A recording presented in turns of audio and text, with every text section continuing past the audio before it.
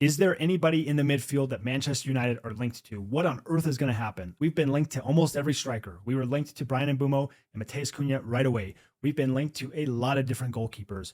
Where are the midfielders? Calling all midfielders, calling Carlos Baleba, calling Adam Wharton. Where are these guys? Because I see zero links. And we know that that's one of the biggest problems on the pitch for Man United. Now, let's be honest. Funds are going to be hard. It is hard to get a Baleba or a Wharton because you know that asking price at its best, at its minimum, is 80 million. You're going to have to pay up, and it's going to be hard to pluck those guys from their clubs, especially later in the window when you leave them high and dry with no options. But from Manchester United's perspective, we have talented midfielders, and individually, I think they're good pieces and good players. But as a unit, as a duo, especially with a midfield two, we have struggled to find that combination. Casemiro and Toby Collier started off that game against Leeds together. Toby Collier finished the year injured, so I still don't think we know exactly what he is or what he's going to be. He's still a young lad. It would be nice to see him be healthy and get some time on the pitch, but we don't know what Ruben thinks of him. Casemiro, we know what he's good at. We know what he's poor at. He's aging. So there's only so much you can expect from him, and there's only so much ground you can expect him to cover. We saw Kobe Manu. We saw Manu Ugarte. Now, Manu is great at what he does. Kobe is great at what he does. Do they complement each other? I think we all want to find a way to get Kobe in that starting 11. We all want to see Bruno in the starting 11. But the issue is they just don't, at the present moment, they don't complement each other as far as their skills and how they play. And if you're playing alongside Bruno, you're almost going to have to be more defensive and you're going to have to be more press resistant.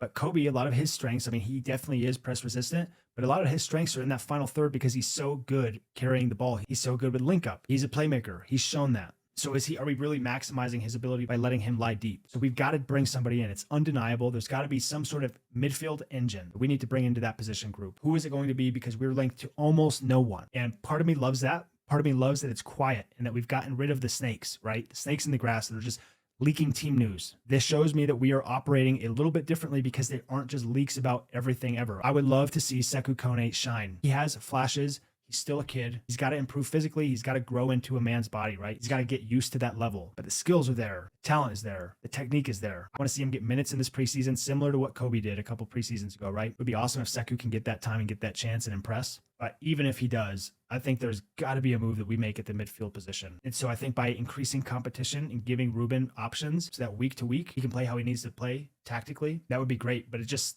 doesn't feel like we're going to get one of these ball buster center mids like Wharton or Baleba, who would be an absolute wet dream. If that happens, I'd be over the moon. I think it would change us. But let me know, where are we going? Where is Man United? Where are we going at this midfield position? Who is going to make the difference and how are we going to get it done? Because almost definitely it's going to depend on sales. And we've got to make those quick and fast. Go Reds.